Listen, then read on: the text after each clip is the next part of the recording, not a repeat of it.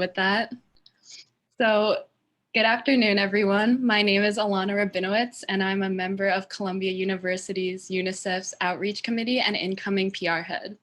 I'm so excited to have the privilege of introducing our 4 panelists here today, as well as facilitating our 3rd panel discussion of the day, Early and Effective Intervention. We will be addressing the root causes that force children from home and keeping children and parents together. We have a lot of great speakers here today, and I'm delighted to introduce our esteemed panelists. First off, we have Sarah Deardoff Miller. She is a senior fellow with Refugee International, and among her adjunct positions, she's an adjunct professor at Columbia University and University of London. She has worked on refugee issues with think tanks and various NGOs in the Middle East, Africa, Latin America, and Asia. She has also published a range of books, articles, and reports on forced migration.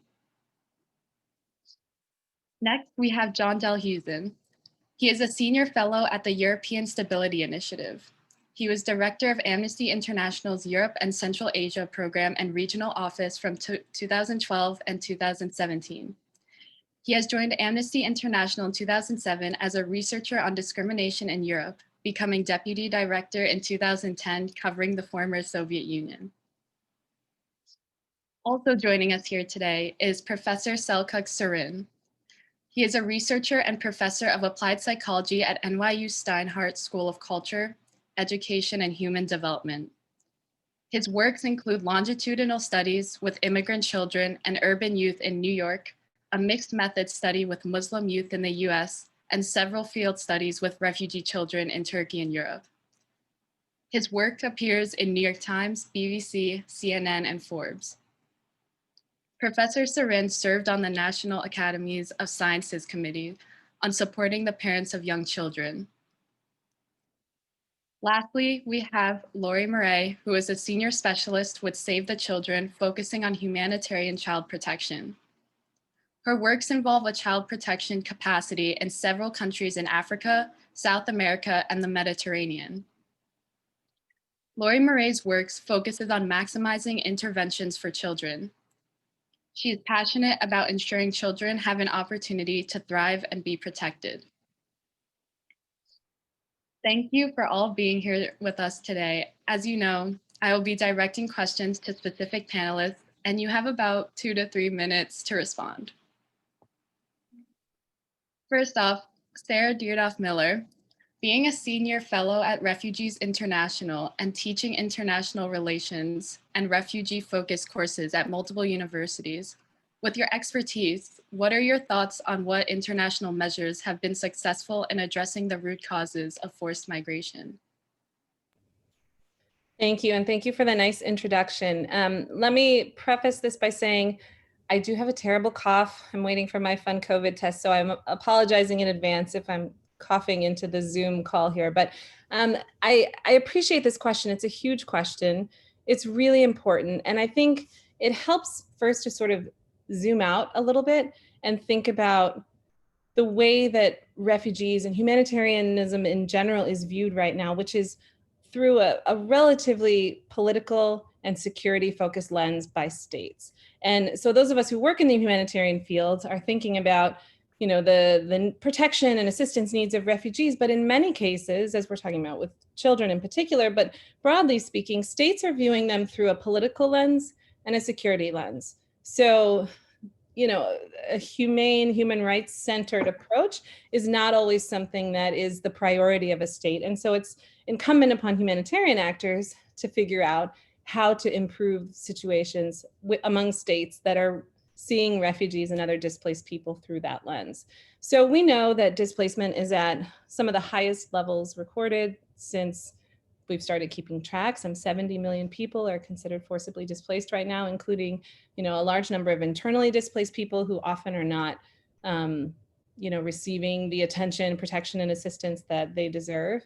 And, while it really varies by context, the ability of humanitarian actors to reach these groups has really been challenged in recent years.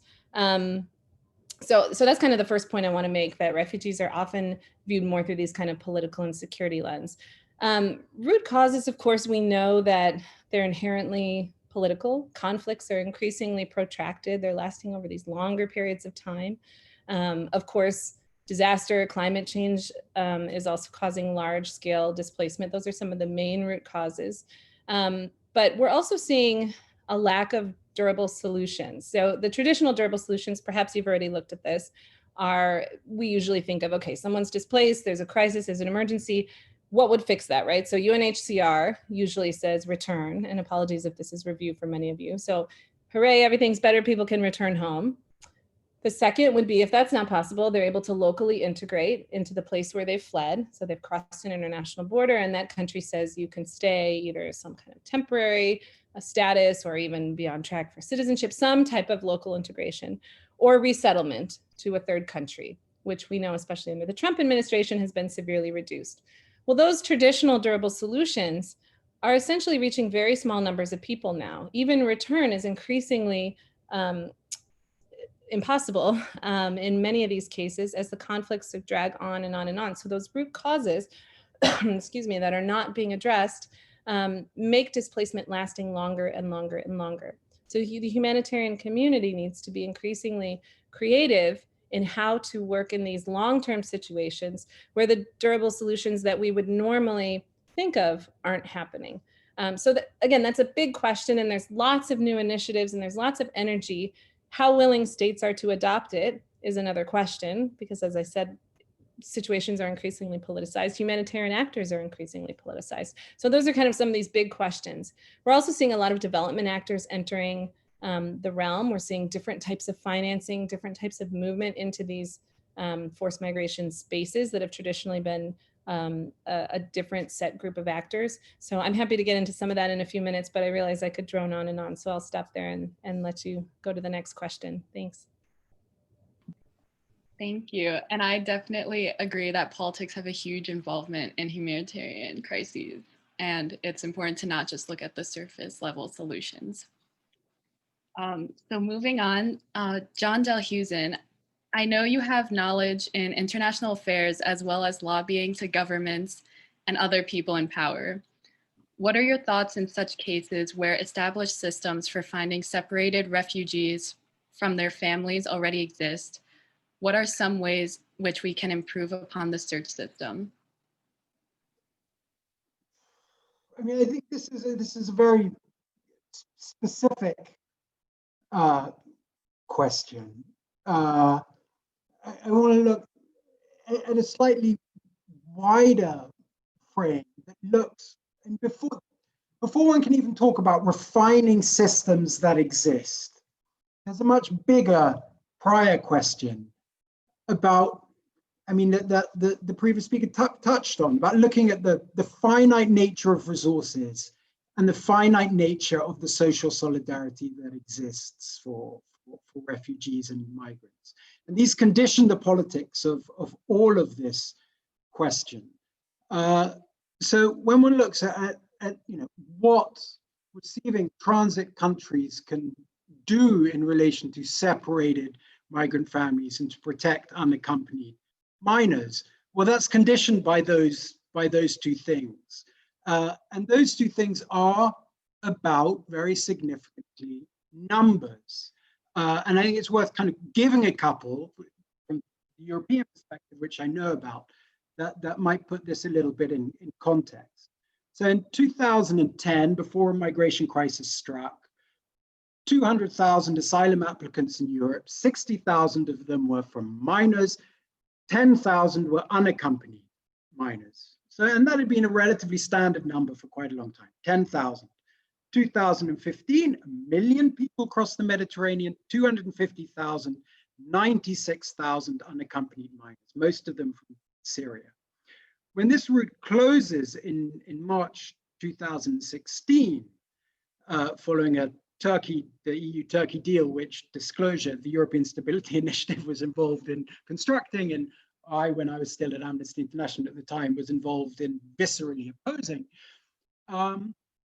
Numbers thereafter start declining. So then 2016, you have 373,000 arrivals across the Med, 100,000 minors, 33,000 unaccompanied minors. Where are they arriving? And this is the bit that I want to get up, so I think it puts this shines a spotlight on the real nub of this issue. 75% of these 33,000 arrive in Italy, and most of these are unaccompanied minors. 92% of those 25,000 arriving in Italy are unaccompanied minors, most of them coming from 6 West African countries with low recognition rates. And this is just more than Italy has the capacity or the inclination to process. Relocation, can other EU countries take them? 23 unaccompanied minors have been relocated by mid-2016, 500 by 2018, so tiny. So what is the consequence of this? In 2016, you have 800 unaccompanied minors dead in the Mediterranean, estimated. 10,000 of those unaccompanied minors, most of whom have gone through Italy, have gone missing. This comes to the point of finding people before you can bring them together. Because basically it was too much for Italy to deal with. Systems couldn't cope and its political support for it wasn't there. So what does it do? It closes the route for everyone. The first half of 2017, 11,000 unaccompanied minors arrive in Italy. The second half, less than 1,000. Why? Because it's enlisted the support of a bunch of Libyan militia to close the border, with the incidental but fully known consequence that they would be tortured, abused, extorted, and all the rest of it. So kind of what follows from this? The more unaccompanied minors come, the more will drown, and the more will go missing until publics decide that's enough. And these are kind of brute facts that anyone trying to improve the way in which Europe, but I think the same thing basically goes for America, need to grapple with. And the reality is this, is that whatever else needs to be done for those that do arrive, I'm talking about unaccompanied minors, that's acceptable accommodation, quick status determination, support integration, and indeed relocation to other EU countries in the EU context. The politics of this is this can only be delivered when it's a reasonable number, a manageable number of children coming. The systems can support and the public will put up with. And that just needs to be factored into any kind of policy that anyone's proposing. And the reality of this is that this requires a reduction in the number of unaccompanied minors arriving who are not in need of protection. And in the European context, this is comfortably over 50%. Lots of unaccompanied minors are coming who don't need protection because they are more likely to get it as a social protection measure in Europe. They're more likely to get protection than anyone else, and they're the least likely to be returned. So they're the most highly incentivized group to travel is young kids. And this is a problem. So how do you address the ability of reducing the transit of those who don't need protection so that societies and systems can cope with those who do? And this requires asking and answering some pretty uncomfortable questions that I think are very difficult for many in our community to grapple with, because there's an inclination to see it simply as the more arrive, the better it is, net good is achieved. And this doesn't quite work this way. It certainly hasn't been the European experience, and even under Biden, it will not be the American experience. So they're the reflections that I wanted to raise. Thank you, John Dalhousen, for your input. Hearing those statistics on this was actually really informative on ways to really visualize how critical this problem is.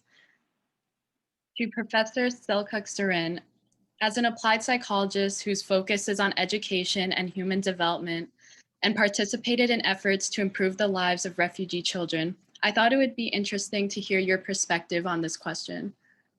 UN peacekeepers choose to follow the mandate in protecting civilians over preventing the onset of a war, which in certain situations may require force. Does the mandate become troublesome when the use of force becomes necessary when dealing with civilians that could potentially be armed? How can the protection of refugees be ensured when this is often the case?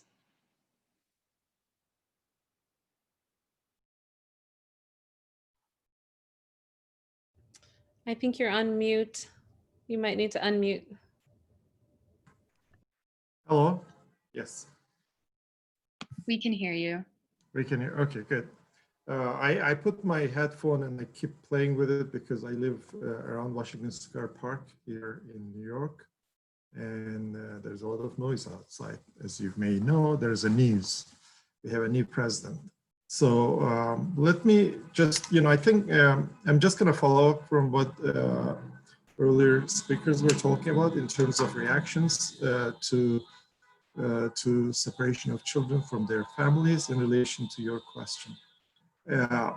A lot of the times as a scientist, as a psychologist, there's no more need for me to do any other research, any new research to show the effect of things like discrimination or mistreatment of children or separation of children. We know that it's not good for them, it's not good for the family. We know that it has long-term implications in the form of PTSD, depression, and also cost to the society.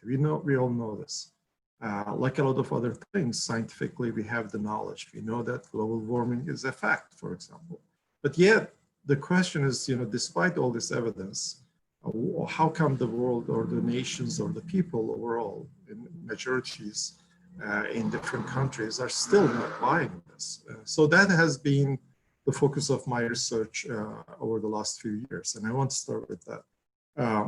I think it was Sarah at the beginning, she was talking about different frames. So me and a colleague of mine here at the Stern School of Business Marketing Department here, we are trying to understand framing of refugees in the news, in the public discourse, and whether that frame itself move people to make different decisions about refugees. So I think if I just share some of the basic findings we have, and for those of you who are interested, if you just Google my name, we have an op-ed on this, you can read it there in a little bit more detail. So we tested 3 different frames. This applies to the US context, but you can easily take it to other places where I do research. In Turkey, for example, response to Syrian refugees. In Europe, response to refugees coming from Turkey. And also, obviously, in the US. Refugees, the conversation around refugees was a big topic last election cycle. I don't know if you remember, 4 years ago, we were talking about Mexicans and refugees in particular. So we have identified 3 frames that are most commonly used. One is, I think what Sarah already mentioned, it's the cultural frame. We are family, more humanitarian, or it could go the other way. I want to protect my family, they should stay out.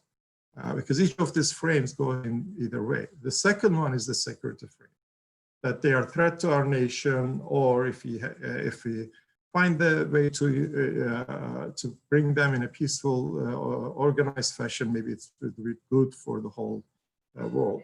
The third one is an economic frame, that they take our jobs, refugees, or we really need them to have a vibrant economy. So in either one of these frames, we tested which one works better and in what circumstances. When it comes to issue around separating children from their families, if you see what moved the European public, for example, and this is to the point that John raised, it was one picture, right? If you go back to a few years, you remember that, by the way, I'm from Turkey, so I live a few miles away from the beach where you saw that picture. Everyone probably remember if I describe it. It was a 6-year-old boy dead on a beach, and there was a picture, right? That one picture really moved the Europeans to the streets, and they demanded action. And after which, Germany started the process where they have, I think at this point, others may have the exact number, but more than 1 million refugees.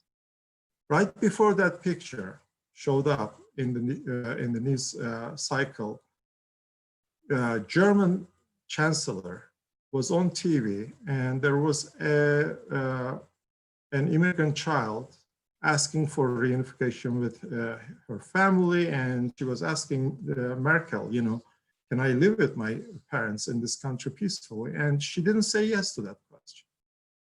Then we have the intervention, so-called, of that picture of a boy on a beach, which brought up everyone to the street. And then the same Merkel decided to be more open-minded about having refugees in Germany. And the same thing happened in several other places. So we really have to understand moments like that when it shifts the public opinion, because there's a scientific explanation behind all this. You know, there's an emotional involvement. It's a children, when it's about a child, I think we are more open-minded to it, etc.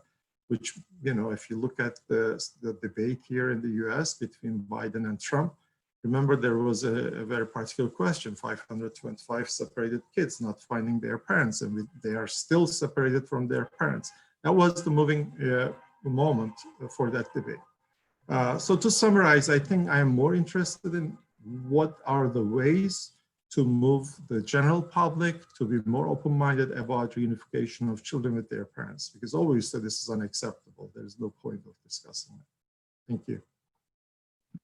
Thank you for showing us the psychological perspective and implications on this issue. Laurie Moray, being a senior specialist with Save the Children, focusing on humanitarian child protection, what is your insight on why the separation of children from their parents is such a typical and widespread phenomenon across different nations? And what are some of the ways to help solve these difficulties and keep the refugees together with their families? Sure, thanks so much for having me, and great to be on such a wonderful panel. So why we see family separation, I mean, there's quite a few different reasons. Broadly speaking, we divide it into what we call accidental separation and deliberate separation. So accidental separation is that the separation wasn't planned or anticipated, and it occurred against the will of either parents, caregivers, or their children. So oftentimes we'll see this if a community is under attack or fleeing danger. So if the separation, the cause is often unexpected as well. So children might be lost in the chaos of violence or an attack. We might see death of parents or caregivers, or children are maybe away, they're playing somewhere else, they're at school, and the family has to flee. And then there's, of course, kind of the kind of more concerning areas maybe is people taking advantage of this, so potentially abduction and trafficking during these times. Or we might see parents and caregivers arrested or detained during this, and therefore causing separation. And deliberate separation, which I have to say personally I have a bit of an issue kind of with the terminology there, but it's when there's a conscious decision rather to separate. And this can kind of occur before an emergency, as a consequence of an emergency. We can often see this, and then the weeks and months kind of following after. And this is when we see that potentially families are having to resort to negative coping mechanisms to survive. So it might be that children are sent away for work, or children are left with relatives while their parents go away for work. Sometimes if there's kind of more movement between locations, it's to see if the new location, if work can be found there, or to see if kind of the home is still okay in the old location. Or it might be something that caregivers are making a decision for their children, thinking that putting a child in institutional care or residential care or orphanages might provide better services. And then we also potentially see children who join armed forces or armed groups, potentially for protection or for a salary or political motivation, whatever it may be. And then often later on in the emergency, what we can see is separation caused kind of as potentially as aid decreases, as kind of savings decrease of the families, that they're forced to separate for kind of economic reasons, or economic drivers are the causes. And then one which I won't talk about too much is about agency-induced separation. So if we potentially, as a response or as aid agencies, aren't thinking about what our responses look like or how we don't do harm, we might induce separation by potentially making our targeting not the most effective, or making it incentivizing having unaccompanied children in your household, or reporting that. And then how we respond to this, I mean, there's the power always is in the prevention and the preparedness. So how do we actually prepare for this? And in places where you have like I'm thinking Bangladesh, where there's cyclical natural disasters. We have a monsoon season every year. We do a lot to prepare in that circumstance. So do children know their names? Do they know their parents' names? Do they know the location they live? And I'm talking specifically about Cox's Bazar here. Has messaging reached both men and women on where to go and what structures are stable? And we often set up kind of lost child and caregiver points, so information points where we've got people trained to receive unaccompanied children and information of parents or caregivers looking for their children.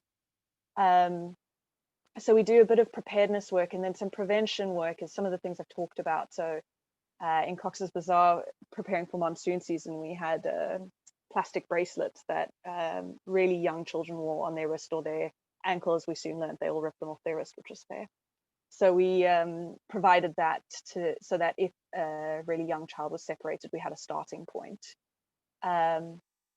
And we like to see at the onset of an emergency to call for a temporary moratorium on international adoption. So we're not seeing people take advantage. In the humanitarian world, we don't like to declare that a child is an orphan for a really long time, because it's really challenging to actually confirm death of a parent. And we might find 3 years later that we're finding the caregiver. It's just that we didn't have the structures in place.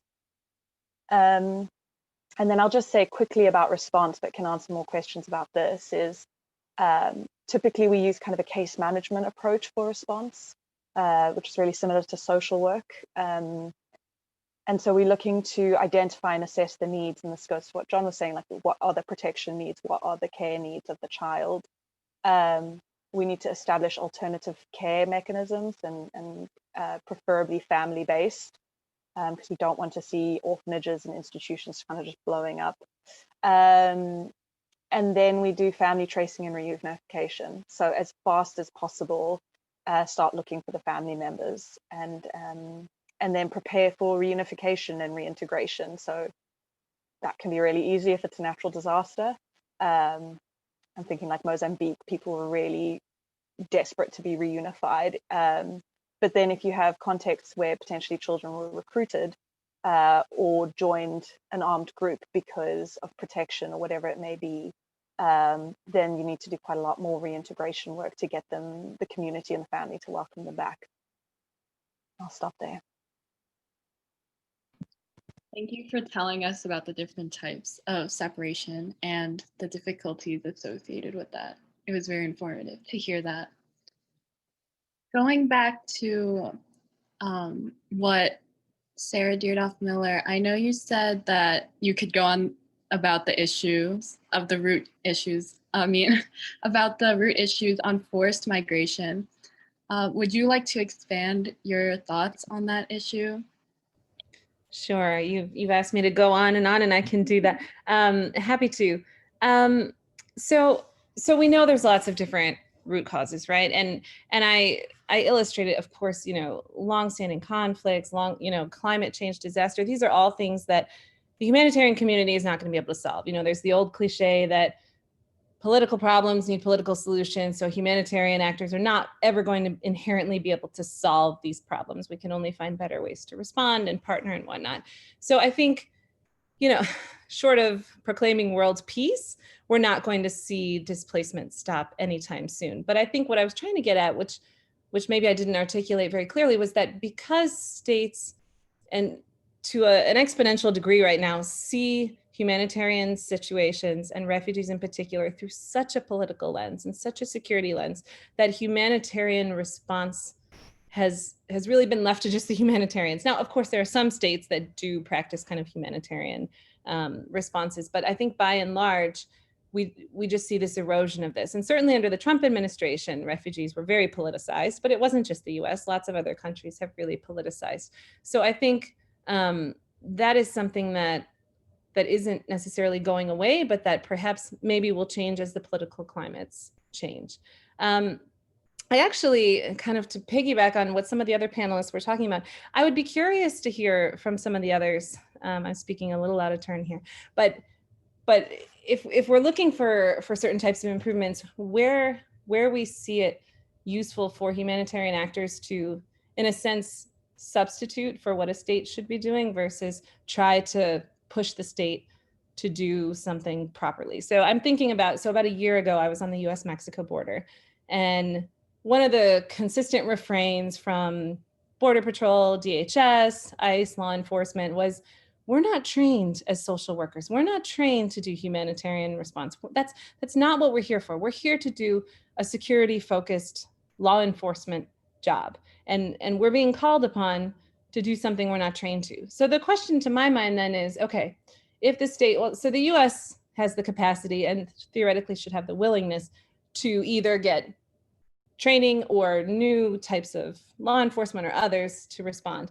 But in situations where the state is either unable or unwilling, would it be better for humanitarian actors to sort of, where possible, to kind of usurp that and take over and do more versus just kind of keep trying to nudge a state to respond properly? So again, I've kind of gone on a tangent, but I wanted to at least throw that in there because I think the panelists on this question would probably have the panelists on this session would have a lot to add on how best to respond from kind of a protection focus. Where can we see the most improvement, where there is a state that is unwilling or unable to improve its response system? So that's kind of a side issue of going off of some of the root causes. But I think broadly speaking, as I talk about these kind of long-term situations of displacement, these cycles of, some people are displaced and then they return home, and this very kind of cyclical migration, sometimes cross-border, sometimes long-term internal displacement.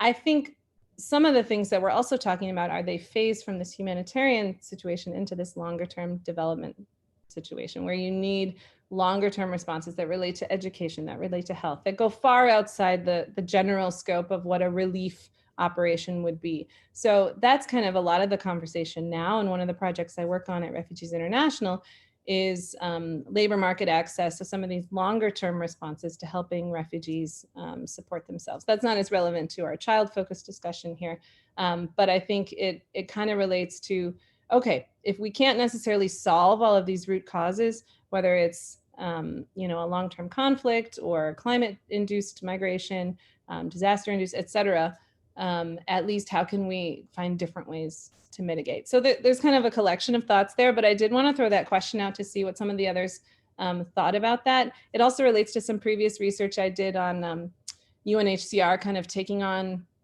this surrogate state role in situations, long-term displacement. I was working in Tanzania at the time, so it became interesting where UNHCR was over time was doing things far outside its original mandate. It was paying police salaries, it was paving roads, it was settling land disputes, things that were way outside its normal scope, but it had absorbed over time because in its response, the state was unable or unwilling to do it. And so it took on these things. So I think in the child focused session that we're in, it could be interesting to hear from some of the others what they think about a state that is unable or unwilling, if that makes any sense. So I went a little outside of the parameter of the question, but I thought I'd monopolize my opportunity. Thanks. No, I definitely agree. Thank you for that. And if any of the other panelists would like to respond on this topic, please feel free to do so. Yeah, I'd like to. Can I? Can you hear me? Yes, we can hear you. It's a very good question. And it's a thought-provoking question. And I just share a little bit the experience, a particular experience from Europe, where there was a very a flagrant case of non-state actors stepping in to fulfill an activity that is classically a state activity, and you really would have thought states should be doing, and that's search and rescue. Okay, so as states start winding it down under the theory, much contested but probably true, that search and rescue was a pull factor, NGOs step in. They step in really significantly. In 2016, they're rescuing about 30,000 people a year. Today, they're rescuing no one. Why are they rescuing no one? Because for 74 days, there hasn't been a single NGO boat out at sea. Why not? Because they've been basically obstructed by everyone, and not just Italy. Right? So here you have a classic case, and I think there are conceivably conclusions to draw from this that might be relevant to America. You get a bunch of very well-intentioned humanitarian actors delivering a pretty fundamental service that at some level is not even very contested. I mean, people should have their lives rescued at sea. But the political context is such that the fear that this will induce large numbers of arrivals has resulted in their activity being entirely obstructed. And so these humanitarian organizations, Save the Children indeed being one of them at various times, that have focused on the delivery of a service to replace the failure of states to do it as a result of a state policy, have failed to engage both with the public and those very political actors on the kind of policy proposals that might allow them to do it in the first place. What do you need to be able to have in place as a policy framework for a public and therefore governments to accept that activity in the first place, rather than just antagonizing everyone? And by everyone, I really mean a very large swathe of the population, because that's why these people are banned with large amounts of popularity, and no one really calls for them to be reinstated, apart from except in Germany a bit. So I think it's just not enough to replace withdrawing states with cynical policies. You have to be able to propose policies that are consistent with resources and public appetite, that are humane but control. And this relates to Selçuk's point, is that basically the capacity for a public to endorse policies driven by empathy is conditioned on their perception that that policy is accompanied by control. Take away control, you lose empathy. And it's not about numbers. Australia lost empathy with 1,500 arrivals. That was enough for Nauru to be constructed. Right? So if you don't want Nauru, it's not enough to say, oh, let's go and get in boats and rescue people. You need to say, well, what is my policy that offers control without having to resort to this kind of inhumane nastiness? And that, I think, is the bit that's been very widely lacking. And I think it's a bit that certainly, if I may venture this opinion from here, based on the experience in Europe, progressives in America need to be thinking about. It's like, what is my policy that offers control because the public wants it? Well deep into a democratic vote wants this. And what is the one that I can have that is the most humane possible? Not the most humane imaginable, because that isn't going to happen. The most humane and the most rights compliant version policy possible. And you can't just go and set yourself up on a border and start replacing the state, because in the end the state just says no. So they're my reflections from Europe. It's a very grim conclusion, but I think people who care about this need to think about it. Thank you, John Dalhousen, on your response on this topic. I think we have a great, yes, Professor Sarun. Yes, thank you. Thank you, John, for pronouncing my name correctly. It's Selçuk, for those who cares. If you look at the data in the United States, Pew Charitable Trust has a very extensive database about perceptions of refugees, immigrants overall. There's a breakdown, generational breakdown. Under 30, very positive, including increasing the number of refugees resettled in the U.S. And the same thing shows, we found the same thing in terms of framing. Those under 30, we did a study with the Tent Foundation where we asked more than 5,000 participants about their responses to brands, companies who are favoring or endorsing more refugees coming into this country versus others. It's very clear those under 30, they are open to all kinds of very progressive, I would call, set of policies. Those above 45, 50, it seems like more negative. So I think if you want to be optimistic, you can imagine a future where there's more and more people who are doing the right thing when it comes to these issues. Because we are now, the audience here is in New York, and it seems like in the US for the most part. I think there's an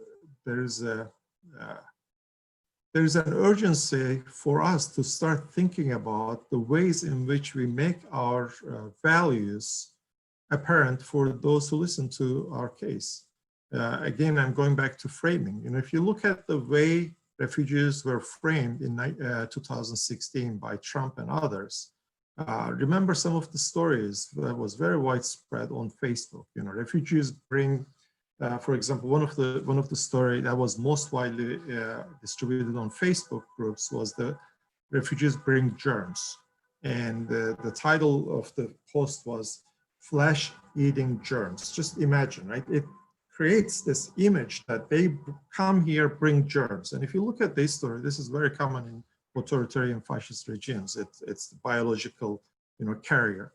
And it turns out there is a whole investigation about that post and what it involved for a certain town here in New York, in the US.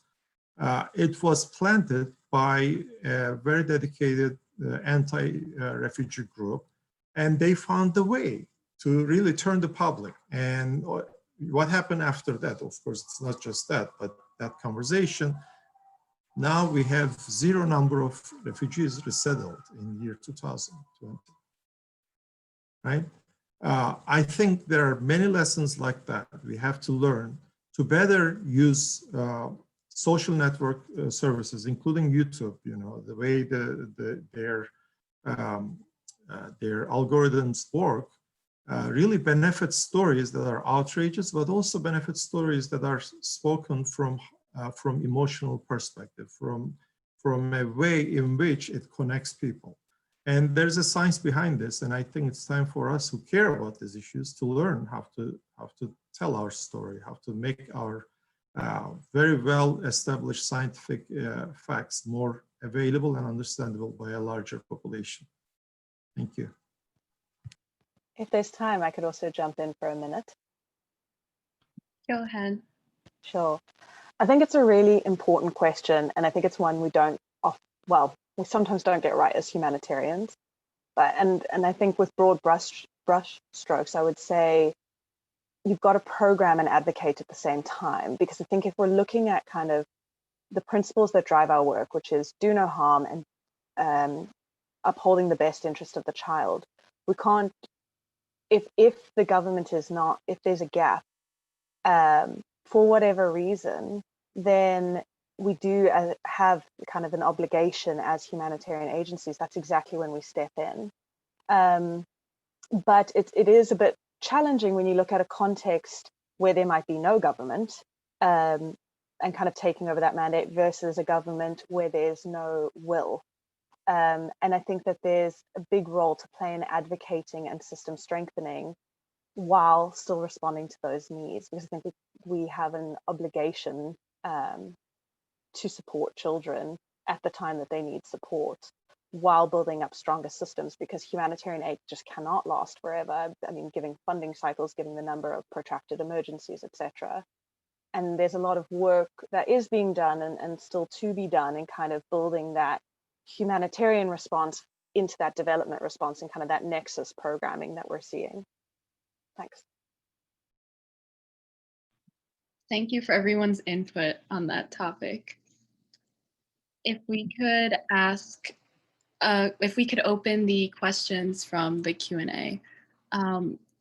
There's one question for Professor Serin.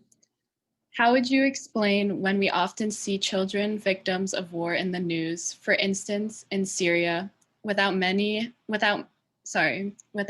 seeing significant shift in public opinion? Are there other parameters that could positively influence public opinion to put pressure on politicians and their actions?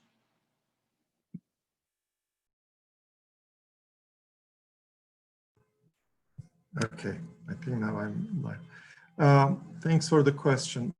There's a lot of research around framing. One is we know that emotional appeals work better than cognitive appeals. We know that statistics, I teach statistics courses at NYU. We know that statistics in large numbers doesn't really move people unless you put a face on it. So it has to be one person. We also know that unfortunately, one of the basic emotions is fear. People are moved by fear more than hope. Let's hope that that's going to change in the future, but right now that's the case. You know, positive versus negative frames, there is also a lot of experimental work around that. We know that negative frames are just as powerful, if not more. So there are many different ways in which we can learn and improve or sharpen our skills to tell a story, to tell a narrative. Unless there's a narrative, a coherent narrative around what we are, you know, proposing or promoting, it really then falls apart and very easy to be forgotten by people in general public, and then they start, then they don't push or prioritize those values that they, you know, when you ask them, they say they care, but when you see the actions, it's not moving their actions, it's not moving their decision-making processes, unless you get them emotionally engaged.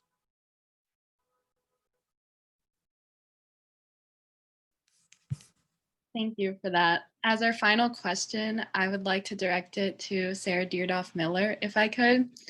This question is from Jason. How can governments work to consider the impact of their policy changes have, specifically with broad sweeping changes like presidential elections or Brexit, on refugee populations that might often be overlooked? Thanks. I'm excited I get the last word, although I thought John would want to say something about Brexit.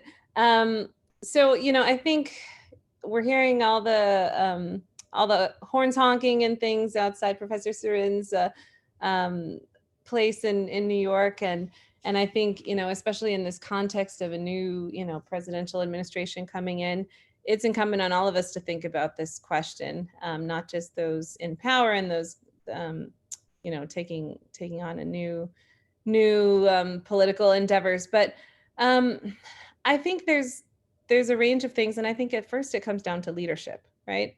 Without, you know, political will at the kind of leadership level, it's really hard to put a voice to some of the groups that are otherwise being overlooked. But those of us working in this field can also continue to, you know, hassle those leaders, and whether that's through, you know, advocacy on the Hill or at the country level. But on refugee populations that are overlooked, I think we can also emphasize that, and now my dog is barking, I'm very sorry about that.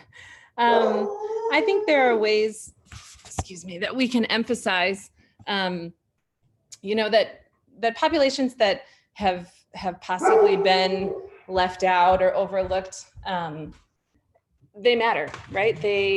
Just putting them outside. You know, we're in this more interlinked world. So for example, the security along the border of Kenya and Somalia makes a difference. That's a really porous border. And so to say to politicians, you know, this has economic, security, political impact, but also from a humanitarian perspective, I think there's an argument to make there. I mean, maybe it's a cliche to pull out kind of a globalized, we're all linked in this world, but I think those are some of the arguments that we can say a population that President Trump said we should not allow into the US, that actually, it matters beyond just kind of an ethical, moral argument. There are political, economic, and security implications to that, and how we position ourselves on the global scale arena really can make a difference. So I think we will have a lot to be ambitious about, maybe as this new administration takes charge. I think maybe we should temper our expectations on how much will necessarily change overnight. But I think perhaps we can end on a slightly optimistic note that maybe there's some hope to instill some change. Thanks. Thank you so much, everyone. I really loved hearing everyone's inputs on this topic. And to close off, I thank everyone who attended this conference and to all the panelists for an enlightening conversation. Thank you for attending the third panel. We will now be moving into a short break before the next panel. Thank you, everyone.